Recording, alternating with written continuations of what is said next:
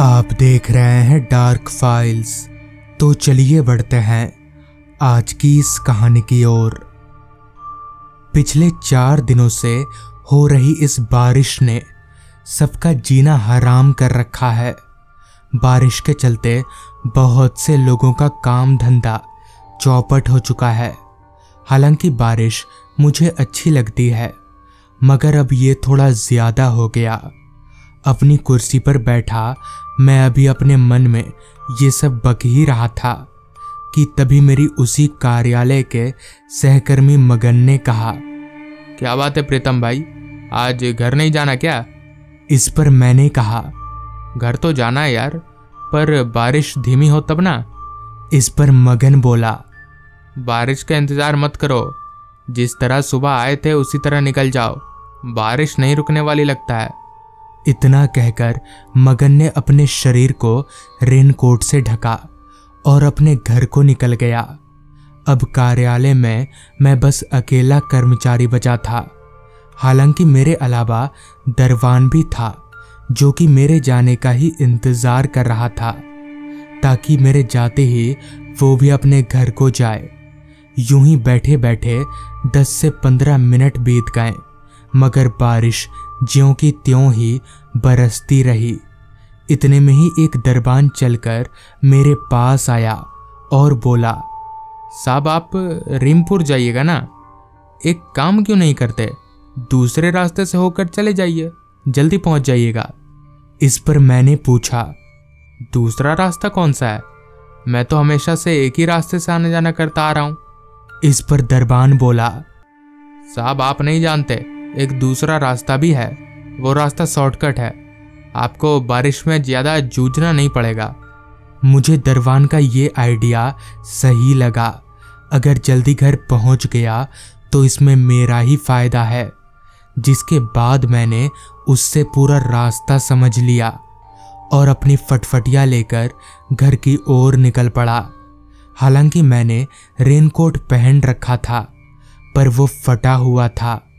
सुबह ऑफिस आते वक्त ही फट गया था, जिस वजह से मेरा आधा शरीर भीग रहा था। खैर मैं आगे बढ़ता रहा। तेज बारिश के चलते रास्ते पर सब कुछ धुंधला धुंधला सा नजर आ रहा था। शॉर्टकट रास्ते का पता लगने से मैं काफी खुश था।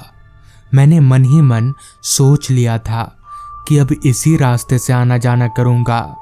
हाँ, मैं जब बाइक लेकर निकल रहा था तब दरबान ने एक अजीब बात कही, साहब कुछ भी हो जाए, शॉर्टकट रास्ते पर रुकना मत। अब उसने ऐसा क्यों कहा ये तो मैं नहीं जानता। हो सकता है उसने चोर डकैतों के लिए ऐसा कहा हो। खैर मैं बाइक चलाता रहा। यूं ही कुछ देर तक बाइक चलाते रहने के बाद मैं उस मोड़ पर पहुंचा जहां से दाईं तरफ जाते ही वो शॉर्टकट रास्ता आ जाएगा। लिहाजा मैंने अपनी बाइक को उस ओर मोड़ लिया। वो रास्ता दोनों तरफ से जंगलों से घिरा हुआ था। रास्ते के आजू बाजू सिर्फ घने लंबे पेड़ ही नजर आ रहे थे। रास्ते पर बिखरे पत्तों और पेड़ की छोटी मोटी टहनियों को देखकर ऐसा लग नहीं रहा था कि इस रास्ते पर कोई गाड़ी अभी गुजरी भी होगी। हालांकि रास्ता सामान्य ही था, मगर पता नहीं क्यों कुछ अजीब सा लग रहा था। इधर रात हर पल गहराती जा रही थी। जहां कुछ देर पहले तक 9:30 बज रहे थे, वहीं अब समय हो रहा था रात के 10 बजे का। उस सुनसान रास्ते पर मैं आगे बढ़े जा रहा था। अभी मैं तेजी से बाइक भगा ही रहा था कि तभी रास्ते के किनारे खड़े पेड़ों में मुझे कुछ हलचल सी महसूस हुई। सच कहूं तो हवा भी काफी तेज थी, मगर वो सारे पेड़ बहुत अजीब तरह से हिल रहे थे। अभी मैं ये सब देखते हुए बाइक चला ही रहा था कि तभी अचानक से तेजी से चल रही मेरी बाइक एकदम से बंद पड़ गई। बाइक को इस तरह से बंद होता देख मैं थोड़ा घबरा गया। मैंने 2-4 बार किक मारकर बाइक चालू करने की कोशिश भी की, मगर कोई फायदा नहीं हुआ।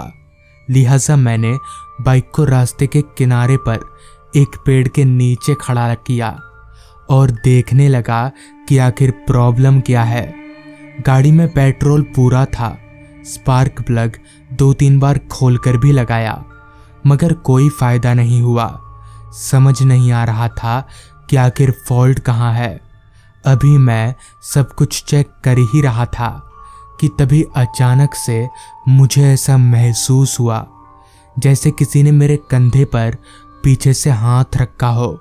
मैं तुरंत पीछे पलटा, मगर पीछे दूर दूर तक कोई इंसान नजर नहीं आ रहा था। कहीं ना कहीं मुझे अब थोड़ी घबराहट सी होने लगी थी। इसी बीच मुझे दरबान की वो बात याद आ गई कि यहाँ मत रुकना, तो मेरी घबराहट ने डर का रूप ले लिया। मैं अभी कुछ करने का सोच ही रहा था कि तभी एक जोरदार आवाज के साथ मैं एकदम से चौंक गया।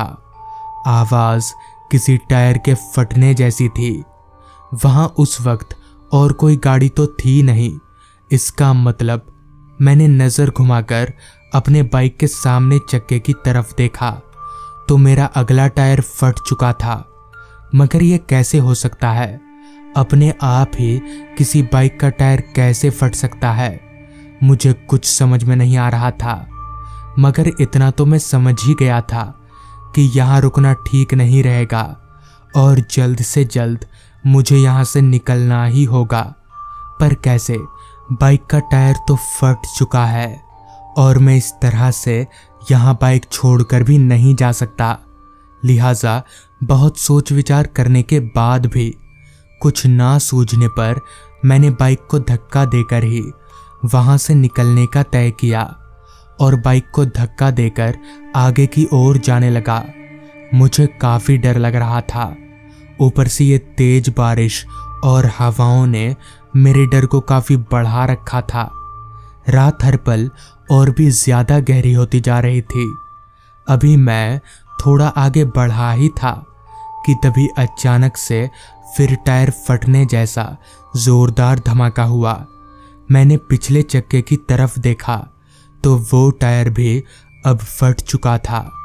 मेरा तो पूरा दिमाग ही जैसे सुन्न सा पड़ गया। कुछ भी समझ पाना मेरे बस में नहीं था। मगर तब भी मैं रुका नहीं, बाइक को धक्का लगाकर आगे बढ़ता रहा। दोनों टायर फट जाने की वजह से मेरी बाइक अब काफी भारी हो चुकी थी। मुझे काफी जोर लगाना पड़ रहा था। अभी मैं बाइक को धक्का लगा ही रहा था कि तभी फिर एक बार पीछे से किसी ने मेरे कंधे पर हाथ रखा। इस बार मैं तुरंत पीछे पलटा तो पीछे का नजारा देख मेरे होश फाख्ता हो गए। मेरे कंधे पर एक हाथ तो था, मगर वो हाथ इतना लंबा था कि उसका अंत मुझे नजर ही नहीं आ रहा था। वो लंबा हाथ उसी पेड़ के ऊपर से आ रहा था जहां थोड़ी देर पहले तक मैं अपनी बाइक लेकर खड़ा था। मेरी आंखें फूलकर चौड़ी हो गईं और दिमाग ने काम करना बंद कर दिया था। भला ये कैसे हो सकता है? एक हाथ इतना लंबा कैसे हो सकता है? मैंने किसी तरह खुद को संभाला और उस हाथ से अपने कंधे को झटकाकर आगे की ओर तेजी से भागने लगा। उस रात अपनी जिंदगी में शायद मैं पहली बार इतनी तेज भागा था। भागते भागते कुछ दूर जाने के बाद मुझे रास्ते के एक किनारे पर एक आदमी खड़ा नजर आया। उस आदमी को देखकर मेरी जान में जान आई। मैं भागकर सीधे उस आदमी के पास गया और उसे पूरी बात बता दी। सारी बात सुनकर वो आदमी बोला, अच्छा ऐसा है क्या? कहीं उसका हाथ इतना लंबा तो नहीं था, देखिए तो।